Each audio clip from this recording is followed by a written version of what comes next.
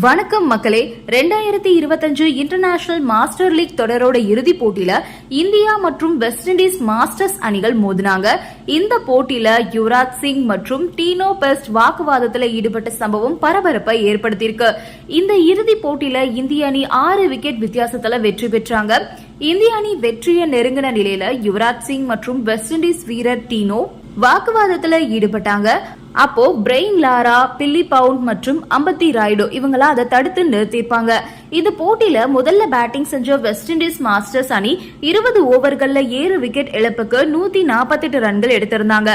அந்த அணியை சேர்ந்த லென்டில் சிம்ஸ் 41 பந்துகள்ல 57 ரன்கள் சேர்த்தாரு. ட்வைன் ஸ்மித் 35 பந்துகள்ல 45 ரன்கள் சேர்த்தாரு. அடுத்து இந்திய மாஸ்டர்ஸ் அணி பேட்டிங் பண்ணாங்க. சச்சின் டெண்டுல்கர் 18 பந்துகள்ல 25 ரன்கள் சேர்த்தாரு. துவக்க வீரர் அம்பத்தி ராய்டு அதிரடியா ஆடி வந்தாரு. 3வது வரிசையில களமிறங்கின குர்கீத் 14 ரன்கள் எடுத்து ஆட்டமிழந்தாரு. அதையடுத்து 4ஆம் வரிசையில யுவராஜ் சிங் களமிறங்கினாரு. யுவராஜ் நிதானமா ஆடி வந்த நிலையில அம்பத்தி ராய்டு அதிரடியா ரன் சேர்த்தாரு.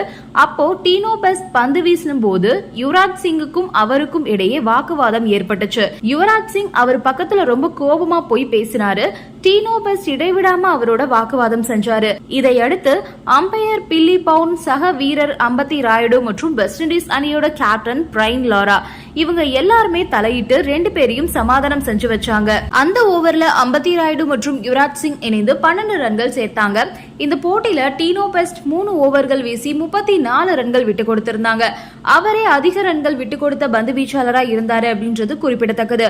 அதுக்கப்புறம் அம்பத்தி ராய்டு 50 பந்துகள்ல 74 ரன்கள் சேர்த்து ஆட்டமிழந்தாரு. அவர் 9 பவுண்டரி மற்றும் 3 சிக்ஸர் அடிச்சிருந்தாரு. யுவராஜ் சிங் கடைசி வரைக்கும் ஆட்டமே இழக்காம நின்று 11 பந்துகள்ல 13 ரன்கள் எடுத்தாரு. இந்திய மாஸ்டர்ஸ் அணி 17.1 ஓவர்ல வெற்றி இலக்கை எட்டி 6 விக்கெட் வித்தியாசத்துல வெற்றி பெற்றாங்க. இதுல அரையிறுதியில யுவராஜ் ஒரு சம்பவம் பண்ணிருப்பாரு. 2007ஆம் ஆண்டுல நடைபெற்ற T20 உலகக்கோப்பையில இங்கிலாந்து அணிக்கு எதிராக 6 பந்துல 6 சிக்ஸர் அடிச்ச யுவராஜ் சிங் அதுக்கப்புறம் எப்பெல்லாம் களமிறங்குறாரோ அப்பெல்லாம் அதிக எதிர்பார்ப்பை ஏற்படுத்தி இருந்தாரு.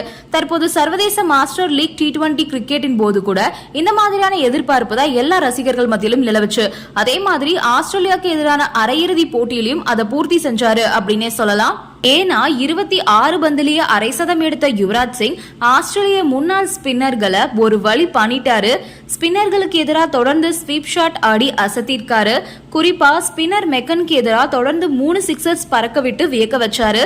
கடைசியா 30 பந்துகள்ல 1 பவுண்டரி 7 சிக்ஸர்கள் உட்பட 59 ரன்கள் எடுத்து நடைய கட்டிட்டாரு யுவராஜ் சிங்.